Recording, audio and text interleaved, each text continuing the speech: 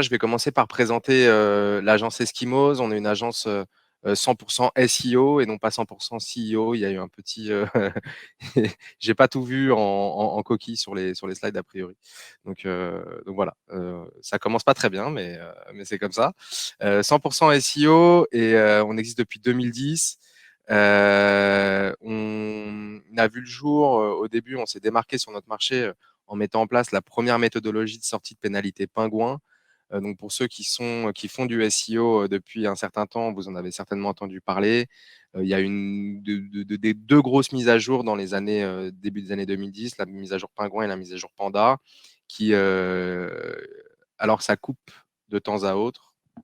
Je sais pas, il y a Frédéric qui dit que ça coupe de temps à autre. Je sais pas si c'est partagé comme constat ou si c'est sa connexion qui est défaillante.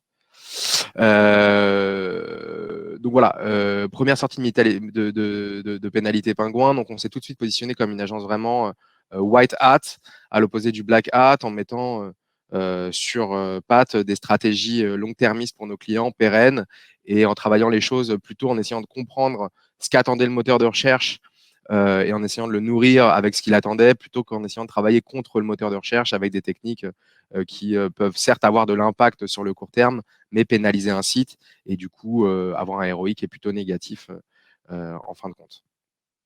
On a été élu première agence de conseil digital par les Échos en 2018. On a connu une forte croissance, une forte accélération à partir de l'année 2016-2017.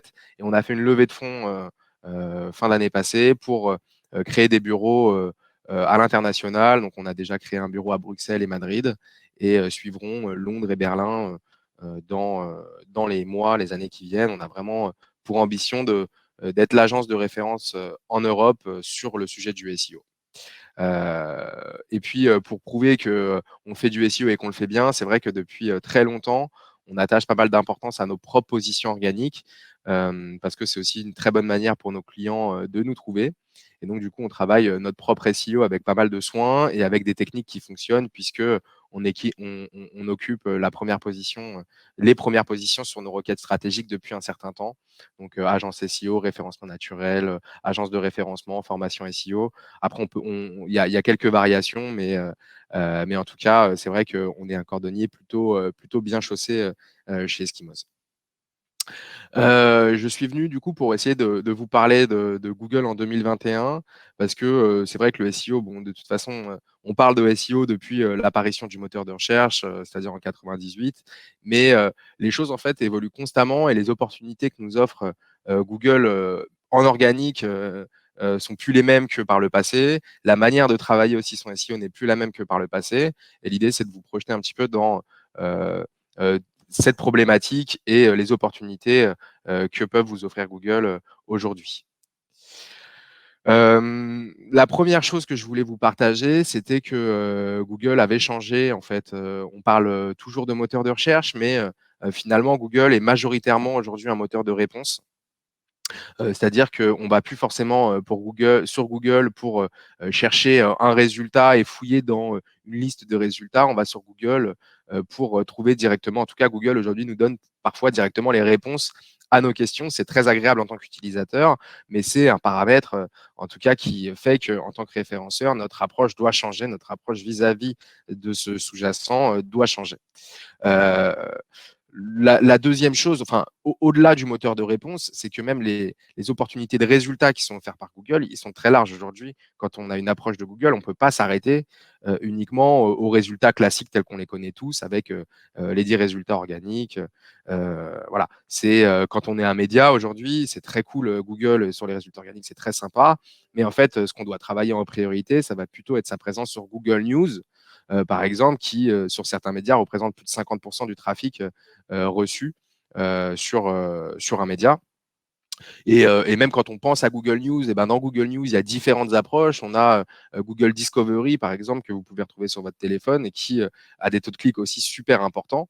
En fait, Google a aujourd'hui beaucoup de sous-produits qu'il faut étudier avec attention et de se dire, bah, par exemple, je travaille pour Total ou BP, des stations-service. Est-ce que j'ai vraiment intérêt à me positionner sur station-service sur les résultats classiques, traditionnels, ou est-ce que j'ai intérêt à plutôt travailler ma présence sur Google Maps, par exemple? Moi, je pense que la présence sur Google Maps est beaucoup plus pertinente pour une station-service qu'une présence sur des résultats traditionnels. Et donc voilà, sur le Google Shopping aussi, Google Shopping à une époque était une marketplace qui était payante. Ça faisait partie de la régie de Google. Aujourd'hui, n'importe quel e-commerçant peut mettre son flux de produits sur Google Shopping et profiter d'un affichage en organique. Encore une autre possibilité offerte par Google, ce qui n'était pas le cas il y a quelques années.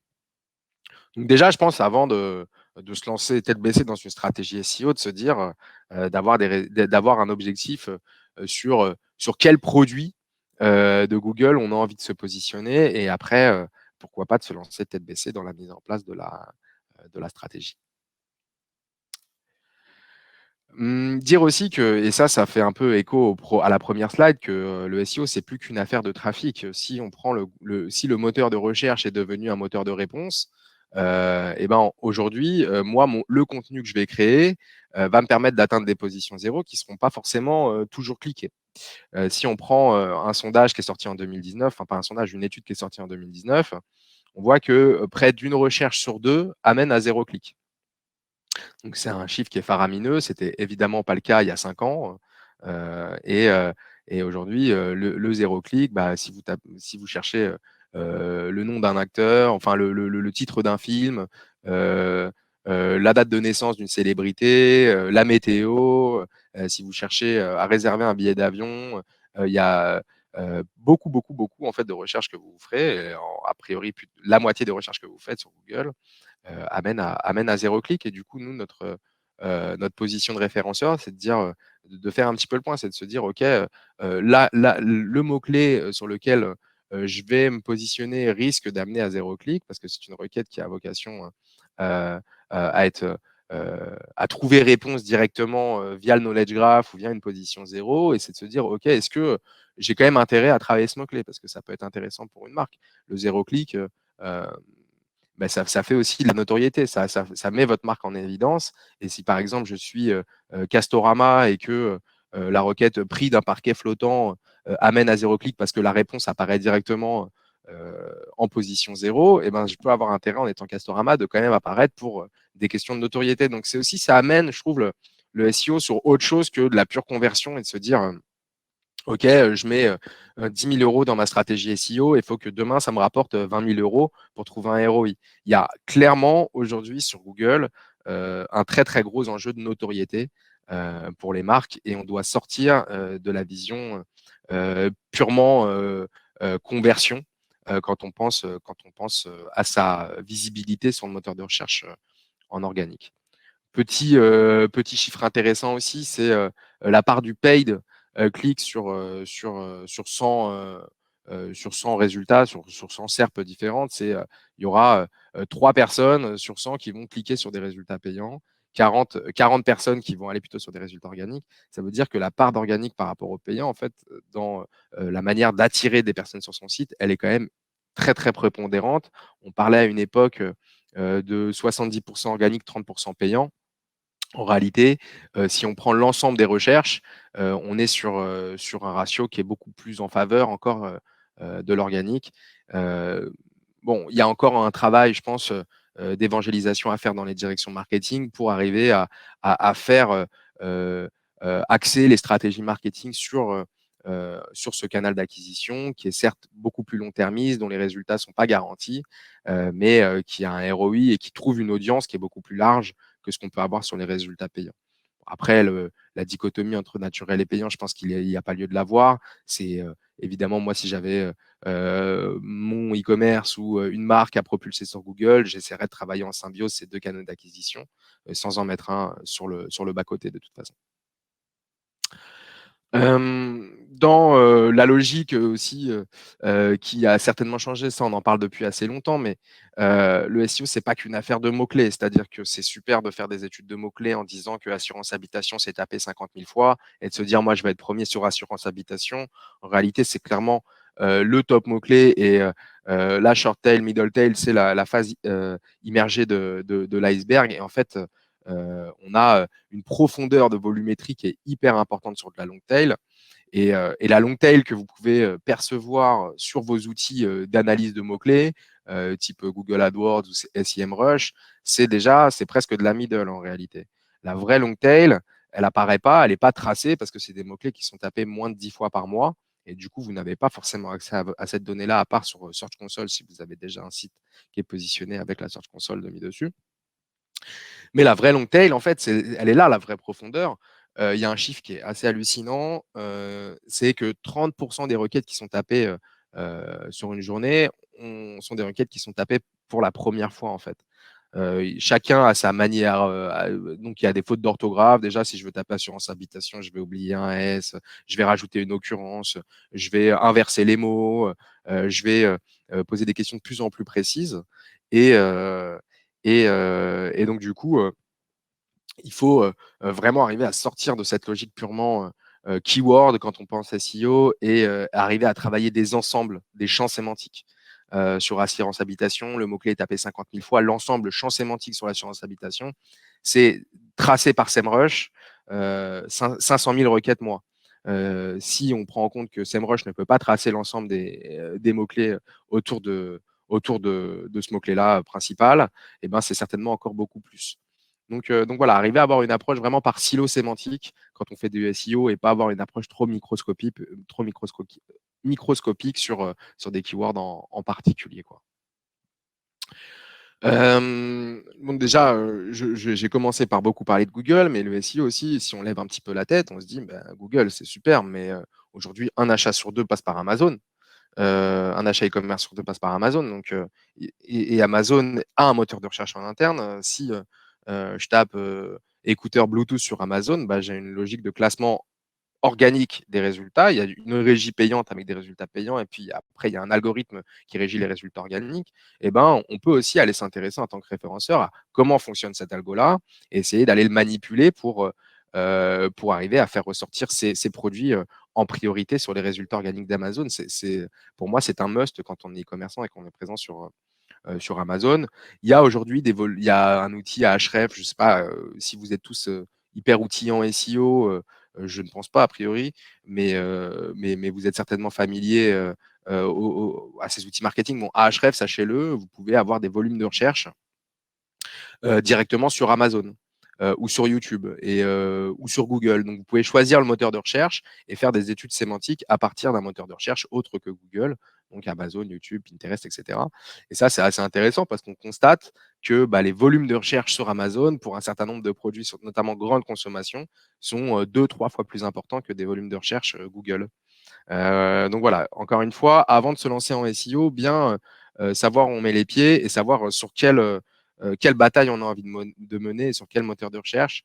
YouTube aussi, YouTube, c'est le deuxième moteur de recherche en termes de nombre de requêtes mensuelles, devant Bing et Yahoo.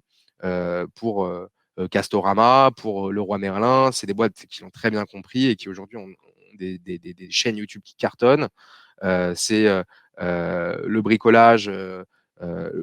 C'est un monde où on est beaucoup sur le tuto, etc. Et donc, il y avait un gros enjeu pour ces boîtes-là à se mettre sur YouTube et à bien sortir en organique. Et en fonction de vos clients, ça peut être très pertinent aussi. Nous, on a une chaîne YouTube, Eskimos. On pense que YouTube est un bon média pour aller chercher de l'information sur un sujet tel que le SEO. Et donc, du coup, on a travaillé un contenu vidéo qu'on a référencé correctement sur des mots-clés type netlinking, rédaction contenu web, rédaction web. Enfin, on a une chaîne qui cible ces différents mots-clés-là et qui arrive à générer des vues et du coup, certainement des leads vers notre agence. Donc voilà ce que Google, ce qu'est le SEO en 2021. Et encore une fois, pour casser encore un certain cliché, parce que on parle beaucoup en SEO des 3 piliers depuis toujours, et le contenu, la technique et l'autorité. Et en réalité, ces 3 piliers s'appuient plus que jamais sur l'usage qu'on fait de votre site internet. Il y a les Core Web Vitals. Google vient de communiquer sur ce nouvel changement algorithmique qui va prendre en compte des données qui n'étaient pas forcément prises en compte dans l'algorithme précédemment. Ça va être, la prise en compte de ces données-là, c'est courant 2021. Et par exemple, le temps d'affichage de votre page est quelque chose qui va concrètement être regardé avec beaucoup d'attention par Google et vous risquez un déclassement si votre page s'affiche en moins de 2,5 secondes à l'utilisateur.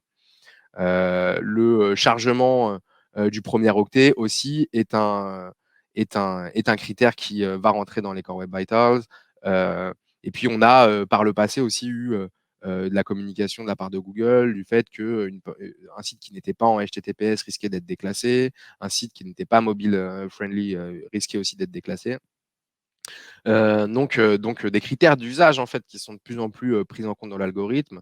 Donc notre métier, je dirais, rentre de plus en plus en collusion avec l'UX design et avec des recommandations de parcours en fait utilisateur sur une page. Nous, on travaille de plus en plus sur les taux de rebond, sur la conversion aussi, sur le parcours à l'intérieur d'un site, parce que c'est des données en fait qui vont avoir un impact énorme sur le référencement d'un site. Et du coup, le contenu, ça reste le pilier numéro un. Enfin, on ne va pas se le cacher, c'est le contenu d'un site.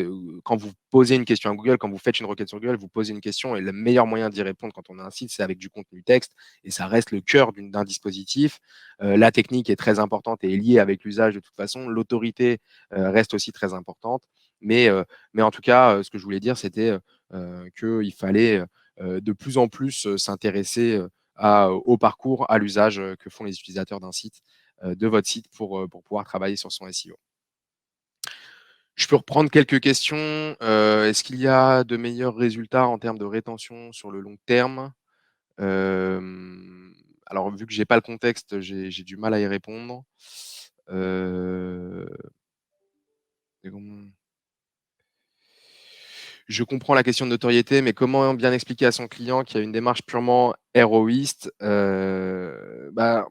En fait, pour moi, le SEO, c'est pas forcément, c'est pas qu'un sujet de direction marketing.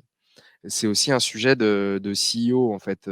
Si vous parlez directement au CEO d'une boîte et que vous lui parlez notoriété à 1, 2, 3 ans, ça va lui parler. Un directeur marketing qui sera jugé ou un traffic manager qui sera jugé sur le nombre de leads qu'il va recevoir tous les mois, lui, en fait, la notoriété, c'est pas vraiment son sujet.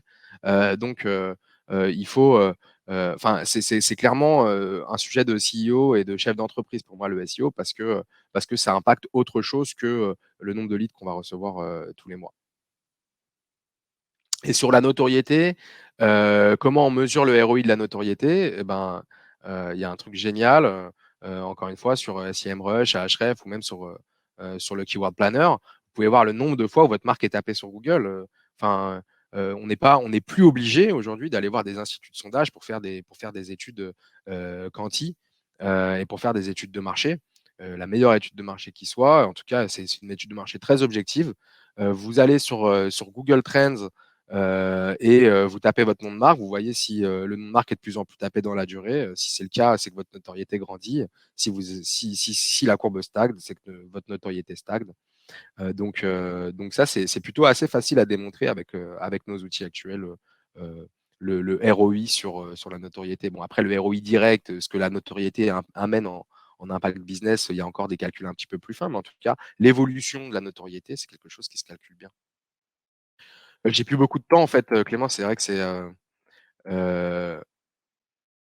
c'est assez speed. Comment faire du SEO en 2021? Je voulais vous parler du predictive ranking. Pourquoi? Parce que en fait, si vous lisez, la bible du SEO, écrite par Olivier Andrieux, ou si vous vous plongez dans des articles web, il y a beaucoup de littérature en fait autour du SEO. Bah, vous allez voir qu'il y a des centaines, des milliers, de choses qui vont impacter le référencement d'un site et que si vous êtes un bon élève, vous allez vouloir appliquer ces milliers de critères-là et les implémenter sur votre site. Le problème, c'est que ça va vous demander beaucoup de temps et beaucoup de ressources de développement, d'achat de linking, de création de contenu. L'idée du predictive ranking, c'est de se dire, on fait tourner un robot sur une niche donnée, on va scraper, par exemple, sur l'assurance habitation, des milliers de résultats sur assurance habitation, et on va étudier ces milliers de résultats selon des centaines de facteurs de positionnement. Est-ce que ils ont des backlinks? Quel est le trust flow moyen des pages? Quelle est la longueur des textes? Quelle est la longueur des balises title? quel est le temps de chargement du site, etc. Et en fait, tous ces critères-là, on va les compiler et à la fin, on fait tourner un algorithme qui arrive à nous sortir que sur la niche et sur le champ sémantique de l'assurance habitation, on a trois critères, trois facteurs de positionnement qui sont prépondérants et qui semblent influer particulièrement sur cette verticale-là. Et du coup, nous, ça va beaucoup nous aider à dire, OK, sur ce client-là, plutôt que de tout faire, j'ai un temps limité, un budget limité, et ben, je vais faire que ça, et je vais avoir un impact maximum en termes de résultats à court terme. Donc ça, c'est quelque chose dont on se sert de plus en plus parce qu'on a des technologies, des outils qui nous permettent d'avoir accès à cette information-là, de la compiler, de l'analyser et de la rendre digeste et activable pour un référenceur. Je voulais vous parler aussi de content marketing. Ça, le SMOD, c'est une notion qui a été créée par des gens au marketing chez Google. On était dans l'ancien temps au First Moment of Truth, où on avait une pub télé et le First Moment of Truth était l'achat en magasin et il n'y avait pas d'étape intermédiaire entre la pub télé et l'achat en magasin et l'achat en boutique. Aujourd'hui, avec l'essor d'Internet et la mine d'informations qu'est Google, entre la pub télé et la pub, le stimulus et l'acte d'achat, eh ben, il y a le zero moment of truth où on va se renseigner sur le produit par diverses manières, mais principalement par l'intermédiaire de Google en disant OK, est-ce que cette télé elle est bien, en lisant des guides, en lisant plein de choses.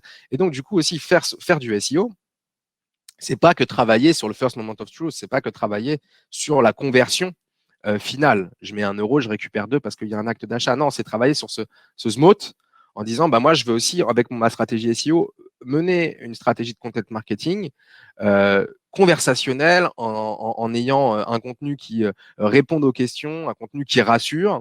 Et je vais travailler in fine sur mon taux de conversion. Mais on doit aussi concevoir sa stratégie SEO comme une vraie stratégie de content marketing pour travailler justement sur l'aura de la marque, sur tout ce qui se dit autour de la marque et qui a un impact à la fin sur les ventes et sur la progression de l'entreprise pour laquelle on bosse.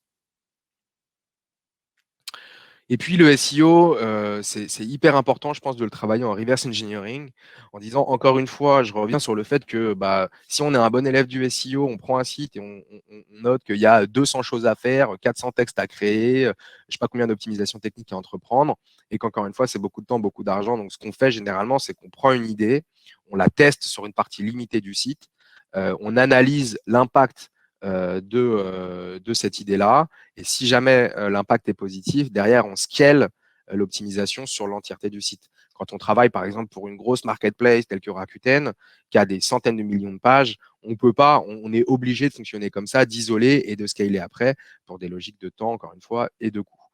L'autre chose aussi que vous devez prendre l'habitude de faire si vous êtes amené à travailler sur une stratégie SEO d'un client, c'est arriver à isoler les recommandations. C'est-à-dire que c'est un petit peu dommage de se dire, OK, je fais tout au même moment, parce que derrière, si vous avez une courbe qui est en progression, vous ne saurez pas à quoi attribuer, à quelle optimisation attribuer l'amélioration du trafic et l'amélioration du positionnement.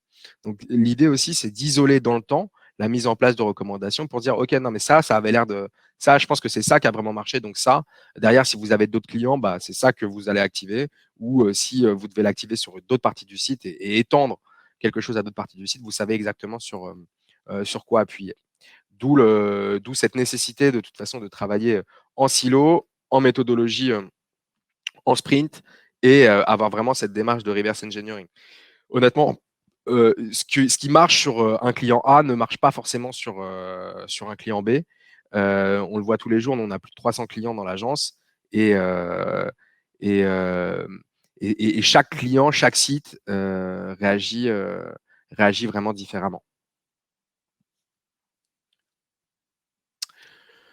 Pour conclure, le SEO et vous, il faut construire une organisation. Le SEO, ça impacte beaucoup, beaucoup de métiers. Ça va impacter le développeur, le CTO, un product owner. Ça va impacter peut-être le légal si vous êtes amené à construire des contenus, le content manager, le chef de projet marketing, le trafic. Enfin, il y a beaucoup de gens en fait qui doivent graviter autour du SEO parce qu'ils sont directement liés aux optimisations qu'on a envie de mettre en place. Donc, il faut savoir s'organiser. et arriver à orchestrer tout ce beau monde pour travailler efficacement. Donc ça, c'est un prérequis, je pense, pour arriver à être un bon consultant SEO. Il faut aussi, ça demande aussi, je pense, de très bonne qualité de communication. Ça reste quelque chose d'opaque.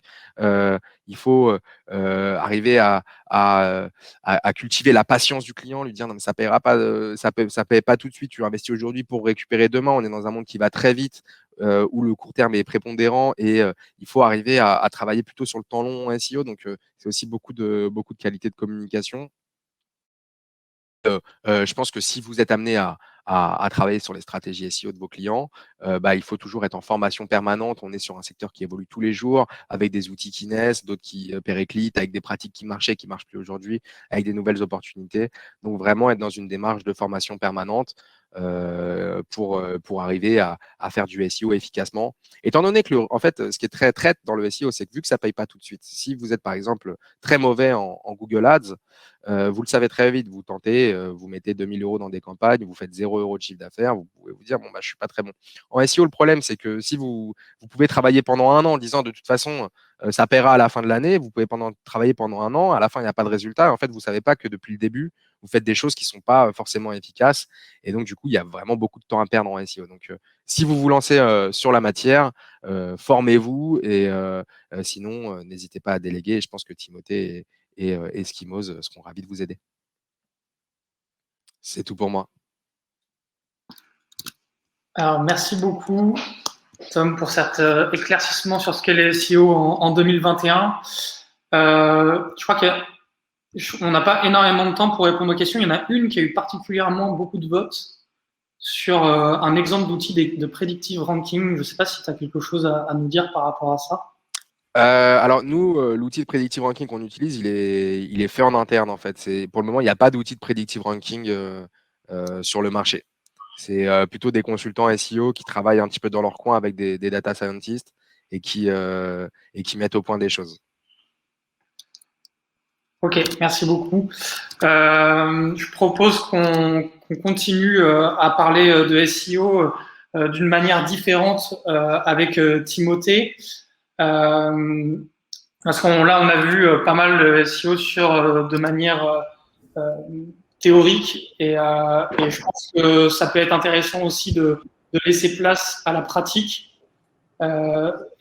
Timothée Amos qui nous a préparé aussi une présentation pour nous donner quelques tips concrets et applicables pour mieux appréhender le SEO sur son propre site ou sur celui de vos clients. Du coup, Timothée, je te mets ta présentation.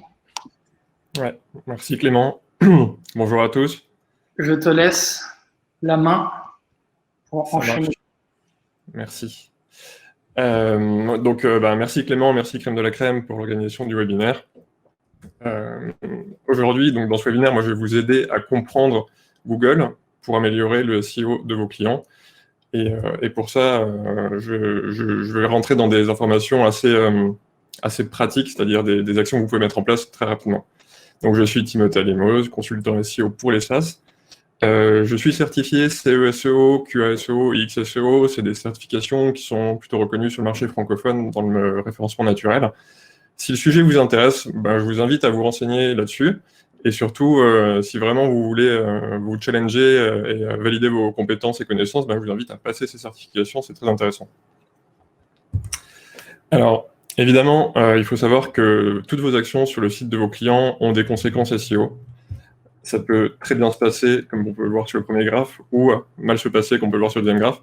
Là, sur le premier graphique, en gros, c'est des optimisations successives, des mises à jour de contenu, des publications de contenu, du netlinking qui ont fait que le trafic est parti dans la bonne direction. Et dans le deuxième graphique, on peut voir des refontes successives qui sont très mal passées, puisque clairement, le trafic est retombé quasiment là où il en était au début. Pardon.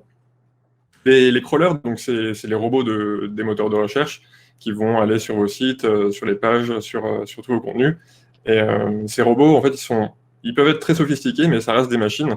Et du coup, il faut leur faciliter le travail. C'est pour ça que je vais parler d'éléments qui sont essentiels. C'est des éléments basiques, mais essentiels en SEO. Donc, sur un résultat de recherche dans Google, on voit notamment l'URL. Alors l'URL a peu de poids dans le référencement, mais c'est une bonne pratique d'avoir des URL lisibles et avec un ou deux mots-clés dedans. La title, par contre, elle est très importante, très intéressante. C'est vraiment le titre principal de la page que Google va aller voir. C'est ce qui indique le contenu, et c'est pour ça que vraiment je vous invite à vérifier vos balises title. Si, par exemple, vous avez une page qui traite d'un sujet et que le mot-clé de ce sujet n'est pas dans la balise title, mettez-le et vous allez très vite apercevoir des changements de position.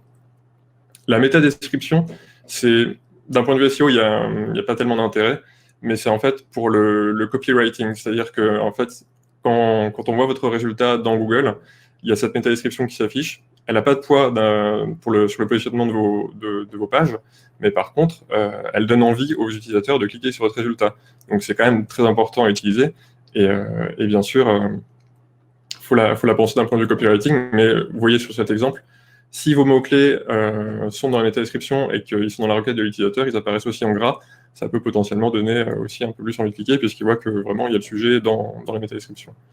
J'ai mis un autre élément qui est la balise Meta Keywords. Clairement, celle-là, vous pouvez l'oublier. C'est une vieille balise qui a plus d'utilité aujourd'hui et depuis longtemps, à moins vraiment de vouloir donner des pistes à vos concurrents sur les mots-clés sur lesquels vous souhaitez vous positionner. Oubliez cette balise. D'autres balises, toujours basiques, hein, bien sûr, mais importantes, c'est la structuration des titres de vos pages. Alors évidemment, le poids de ces balises n'est pas non plus incroyable, mais c'est quand même une bonne pratique de structurer ses contenus correctement avec une balise titre de niveau 1, donc qui est la première balise, et il doit idéalement y en avoir qu'une seule par page. Les balises 2, donc c'est vraiment les sous-titres, et ensuite on voit ainsi de suite le contenu organisé de manière logique finalement. On parle par exemple de quel statut choisir quand on est freelance en H2, et ben dans les H3 de ce H2, il y aura les différents statuts, et ainsi de suite. Si on parle d'avantages et d'inconvénients pour chaque statut, ce sera encore un sous-titre. Donc voilà, c'est vraiment organiser vos contenus de manière logique pour que finalement les robots des moteurs de recherche puissent comprendre et analyser ce contenu. Il faut voir un peu Google et les alternatives comme Bing, etc., comme des utilisateurs qui auraient une déficience visuelle, qui utilisent un outil de lecture audio du contenu pour eux. En fait, c'est ça, Google, finalement, il est assez bête dans son fonctionnement, puisque ça reste une machine. Mais il faut lui mâcher le travail pour qu'il comprenne le contenu et comment il est ordonné. C'est basique, mais c'est important à faire. Alors, évidemment, dans ce webinaire, je ne pourrais pas aborder tous les sujets du SEO qui soient basiques ou un peu plus complexes, parce qu'il y a énormément de sujets, c'est un domaine vraiment assez large, et je pense que Tom sera d'accord avec moi, c'est que voilà, si on veut faire du SEO, et qu'on veut le faire bien, il faut se plonger sur tous ces sujets à la fois, et on ne peut pas se répartir sur d'autres sujets, quoi. Donc, évidemment, là, j'ai parlé de métadescription, title, balise titre, contenu, etc. C'est vraiment la partie visible de l'iceberg, et après, il y a tout un tas d'autres sujets, les sitemaps, le maillage interne, les robots, les données structurées, voilà, c'est vraiment tous ces sujets. Je vous invite, s'il y en a qui ne vous parlent pas du tout, je vous invite à vous renseigner sur le sujet, ou à me suivre sur LinkedIn aussi. Je publie régulièrement des contenus sur un sujet en particulier, et j'essaie de rentrer un peu plus en profondeur sur ce point-là. Donc voilà, n'hésitez pas à me suivre sur LinkedIn. Autre point, évidemment, c'est que Google, comme je le disais, c'est une machine et il n'est pas encore devin. Et donc, pour trouver vos contenus, il faut lui faciliter le travail. Donc, c'est-à-dire que les robots, ils vont passer d'URL en URL parce qu'ils vont les trouver sur votre page, par exemple. Et là, c'est le maillage interne. C'est vraiment le point principal par lequel vos contenus vont être découverts, on va dire, puisque c'est le fait d'indiquer dans un de vos contenus des liens vers d'autres contenus sur une thématique proche, par exemple. C'est comme ça que les robots vont trouver vos contenus. Il y a d'autres possibilités, bien sûr, notamment la Search Console, qui est un outil, qui est un super outil gratuit fourni par Google. Si vous ne l'utilisez pas encore, vraiment, je vous invite à l'utiliser parce que c'est une mine d'informations et il y a plein de choses à faire dedans. Et donc, dans la Search Console, on peut clairement indiquer ces URL. Par exemple, vous venez de publier un article, pour qu'il soit indexé plus rapidement, vous pouvez fournir cette URL dans la Search Console pour que Google en tienne compte et l'indexe plus rapidement. Évidemment, une autre piste de découverte des liens, c'est les backlinks. Les backlinks, donc, c'est les liens externes, c'est-à-dire les liens qui sont de sites externes vers votre site. C'est pour Google et Bing, etc. C'est vraiment une piste de comment indexer votre contenu. Par exemple, si un lien dans un article sur un sujet thématisé, Google va suivre ce lien et il sait déjà que votre contenu il va probablement parler d'un sujet proche. Les sitemaps, c'est le fichier, on parle souvent du sitemap XML, mais il peut être en HTML, peu importe.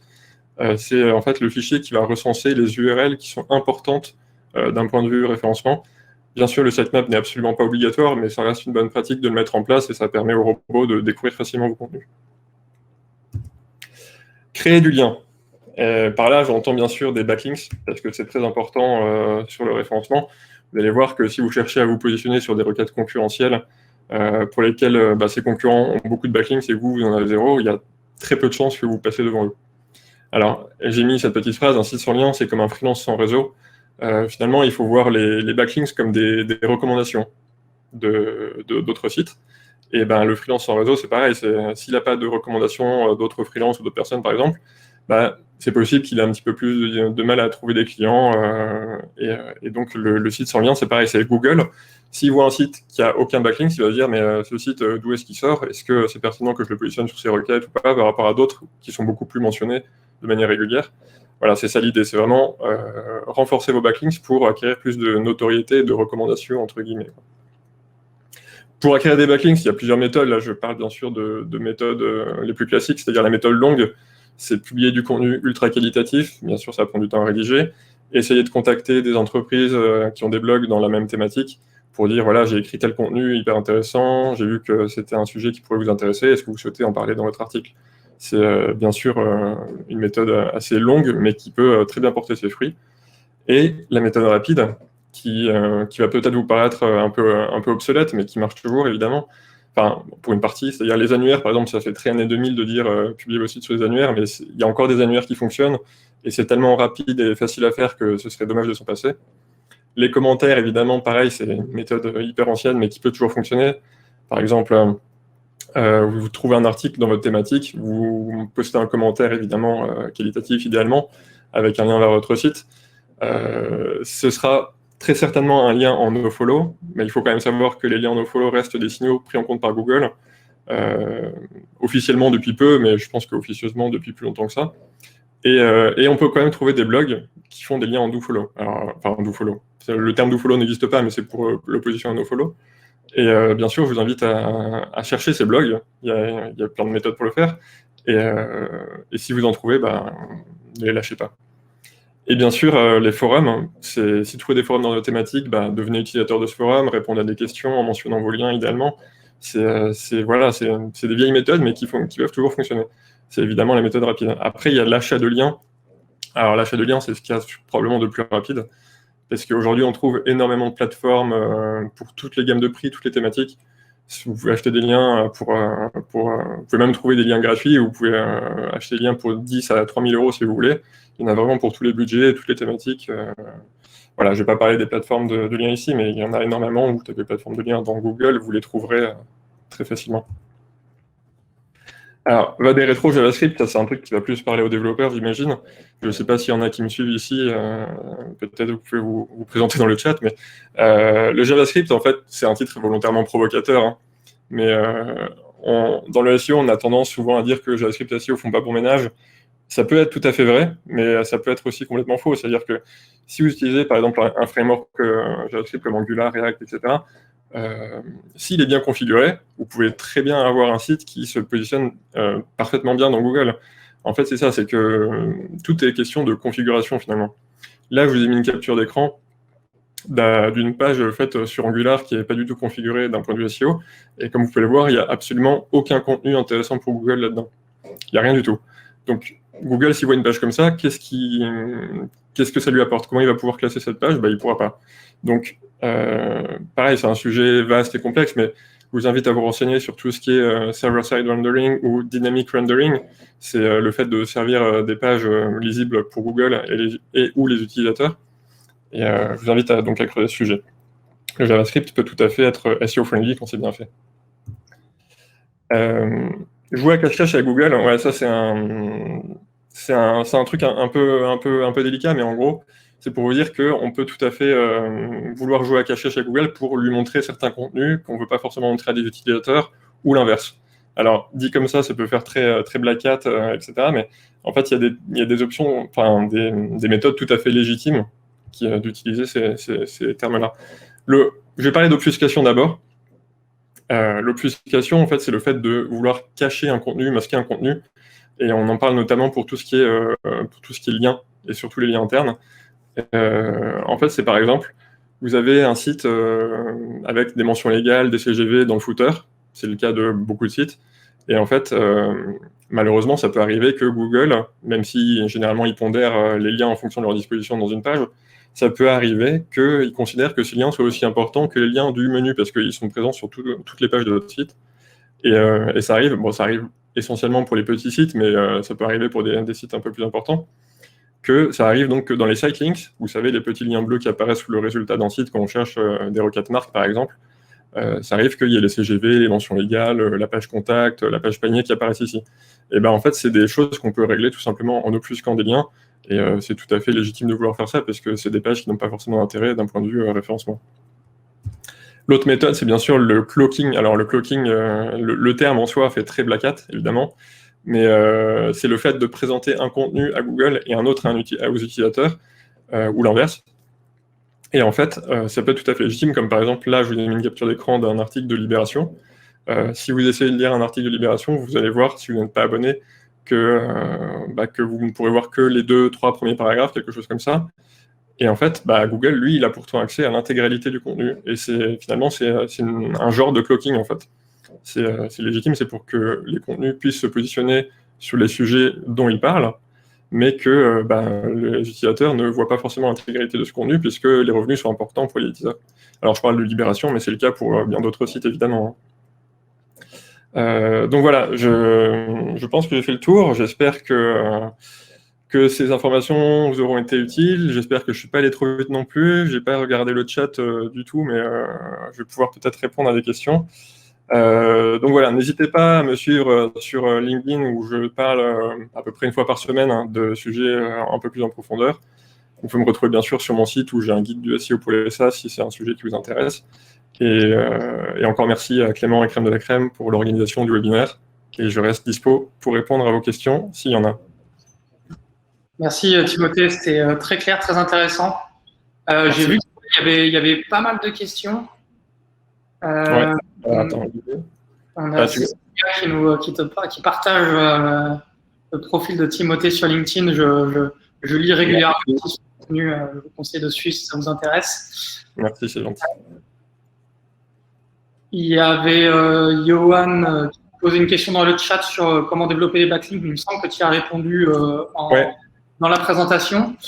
Et ensuite, on peut faire le tour des questions un petit peu qui ont eu le plus de votes sur le channel questions. Ouais. Alors, où est-ce qu'on en était? J'ai vu, il y en a une où c'était est-ce qu'on peut se positionner juste avec du on-page?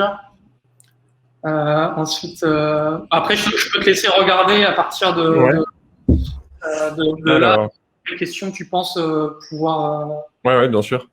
Alors, je regarde les questions, si elles ont déjà été répondues. La grande question. Et Tom, si tu as envie à un moment ou un autre d'intervenir sur une réponse de question, je t'en prie aussi. Alors, là, j'ai une question. Alors, quand je l'affiche, je ne vois plus qui a posé la question. Bon, c'est pas grave, je vais quand même y répondre. La grande question d'une balise H1 par page divise toujours. Peut-on en avoir 2 par page? Par exemple, une balise H1 pour le logo, nom du site, et un autre pour le titre de la page. Vous pouvez faire ce que vous voulez. C'est juste des bonnes pratiques que d'avoir une seule H1 par page. Il y a une réponse officielle de Google, alors ça vaut ce que ça vaut bien sûr, mais il y a une réponse officielle de Google qui dit que voilà, ça arrive très régulièrement que les balises ne soient pas utilisées de manière cohérente, et que Google il fait avec, parce qu'il ne peut pas forcer non plus tout le monde à structurer ses pages de la même manière et avoir un web standard, quoi. Donc c'est pas si grave. Évidemment, si on peut respecter cette configuration, cette bonne pratique, on va dire, c'est toujours mieux. J'espère que j'ai correctement répondu à cette question. Qu'est-ce qu'on a d'autre? On peut positionner juste avec on-page. Est-ce qu'on peut se positionner? Alors, si je comprends bien la question, c'est est-ce qu'on peut correctement se positionner sur le SEO juste avec des optimisations on-page, j'imagine. C'est-à-dire, peut-être, j'imagine, sans backlinks. Enfin, je ne suis pas sûr de bien comprendre la question, mais si c'est ça, sans backlinks, tu peux te positionner sur des requêtes de niche ou peu concurrentielles, mais au bout d'un moment, tu tapes la requête dans Google, tu vois les personnes qui se positionnent, enfin les sites pardon, qui se positionnent en premier, et tu regardes combien ils ont de backlinks eux par exemple, et ça peut te donner une idée de est-ce que tu as une chance de les doubler ou pas, quoi. S'ils répondent correctement à la requête, ils sont légitimes à se positionner là. Après, voilà, c'est à toi d'essayer de faire un meilleur contenu et idéalement gagner quelques backlinks pour essayer de les dépasser. Pour rejoindre Soufiane, peut-on en effet avoir une balise H1 par section? Bah voilà, c'est la même réponse que tout à l'heure. Tu fais comme tu veux, c'est possible, mais la bonne pratique, c'est d'avoir qu'une H1 par page.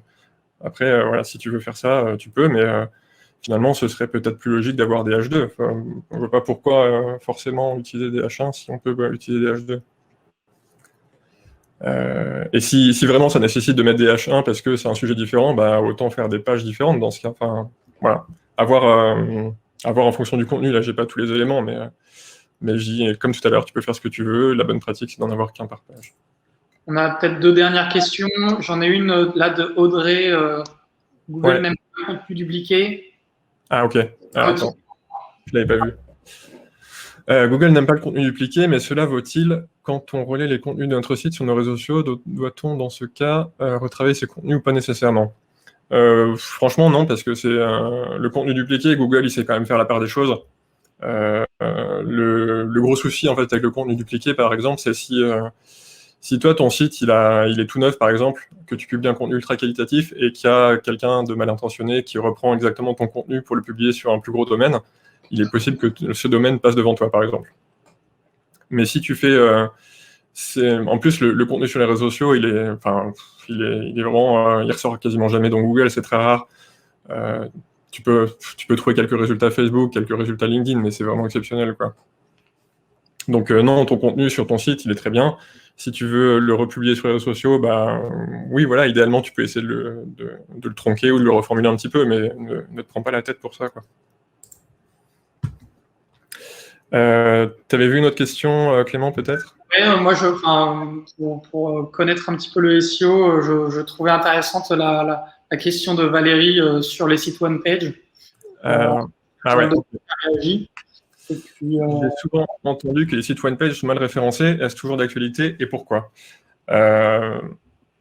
Alors, pourquoi? C'est simple, c'est parce que tu n'as qu'une seule URL, en théorie, sur cette page, et du coup, tu auras beau mettre tout le contenu que tu veux dans cette page, tu as moins de chances de te positionner sur des requêtes différentes, parce que, tout simplement, ton contenu, à moins que tu fasses une très très longue page, bien structurée, avec un sommaire, etc., tu pourrais te positionner sur pas mal de requêtes, mais un one-page, c'est compliqué parce que tu n'as pas de maillage interne, tu n'as pas de... Enfin, tu as du maillage interne sur des encres éventuellement, mais c'est pas l'idéal. Et évidemment, c'est compliqué de se positionner avec un one-page. Moi, je recommande toujours, si c'est possible, de faire plusieurs pages, surtout si c'est des sujets qui sont différents. Et puis, bien sûr, tu n'as qu'une page. Comment tu peux indiquer que ton... Enfin, je vois mal comment tu peux parler de différents sujets sur une page, et si tu parles d'un seul sujet, et que tu rentres pas en profondeur dans le sujet, c'est compliqué de se positionner dessus, quoi. Après, le one page, il est un petit peu, il n'a pas la cote chez les SEO parce que nous, on aime bien créer des arborescences un peu C'est ça. complexes et aller se positionner sur tout un univers. Après, si tu es sur un business qui est très simple, par exemple, tu as un food truck à Paris Oui. qui fait italienne et que tu veux te positionner sur food truck ou food truck burger Paris, un one page peut suffire. Et ça a l'avantage, le one page, du moins, de limiter les problèmes techniques qui sont liés à la crawlabilité d'un site, et Timothée aussi de concentrer tout le jus sur une page. Si tu as peu de backlinks, au moins tu es sûr que tous tes backlinks ils arrivent sur ta home. Donc ça peut se défendre pour en fait une problématique qui est très simple, qui répond sur un mot-clé ciblé. Mais quand on fait du SEO, généralement, nous justement on se dit mais ouais, tu as un food truck italien à Paris, mais tu peux aussi te positionner sur traiteur italien, sur événementiel food truck, et on va toujours vouloir aller chercher plus et du coup étendre ton arborescence à plusieurs pages. Ouais, merci Tom pour ces précisions. On peut répondre à une dernière question de Mathilde sur le site e-commerce peut-être, puisqu'on n'a pas beaucoup parlé de e-commerce. Si j'ai un site e-commerce avec des sous-domaines, un sous-domaine par pays, mais chaque site partage le même assortiment de produits, est-ce que je peux utiliser les mêmes descriptions pour les produits ou Google va les considérer comme duplicate? Un site avec des sous-domaines, un par pays, mais du coup les descriptions elles seront dans des langues différentes, je suppose. Après, je pense qu'elle parle par exemple de Belgique-France, où tu as. Ah, ok, ouais. Après, tu as un truc qui s'appelle la balise hreflang. Ouais, c'est ça. Je sais pas ce que tu veux ajouter. Non, bah, c'est ça, effectivement, si c'est pour des différents pays, mais sur la même, qui partagent une langue similaire, ouais, tu as les balises hreflang, et puis c'est toujours pareil, Google sait faire la part des choses à partir du moment où techniquement le site est bien conçu. Il va comprendre que voilà, si c'est un sous-domaine différent pour une langue différente et que tu as la balise hreflang présente, pour moi, il n'y a pas de problème, même si c'est la même description, quoi. C'est trop de travail d'aller retravailler. Alors, par contre, nous, on a un cas d'usage intéressant chez Eskimos. On a commencé, donc on a des noms de domaines différents par pays. Et du coup, on a attaqué le marché belge avec eskimos.be en reprenant le contenu français. Et le site se référençait absolument pas. Mais vraiment, il était ignoré Ouais. par Google. Alors, on a retravaillé toutes nos pages avec du contenu neuf. Et donc, déjà, le site a été un petit peu considéré. Mais honnêtement, quand on a un site e-commerce, en fait, le critère d'autorité est trop important. Il suffit pas de traduire son site dans une autre langue pour aller attaquer un marché. Si vous faites pas du tout de trafic en Italie et que vous avez un site en italien, que votre nom de marque n'est jamais tapé, etc., que vous avez 0 backlink, vous vous positionnerez pas. Donc en fait, si on veut avoir une stratégie internationale, le problème du duplicate peut se poser, mais sur un site e-commerce, vous n'allez pas vous amuser à réécrire tous les petits produits sur la Belgique si vous les avez déjà écrits sur la France. Mais surtout, travailler le netlinking et votre notoriété sur le pays pour arriver à faire quelque chose en SEO. Et c'est vraiment quand on traduit son site dans une autre langue qu'on comprend à quel point le critère d'autorité est important. Ça ne marche pas si on n'a pas ce critère-là avec eux.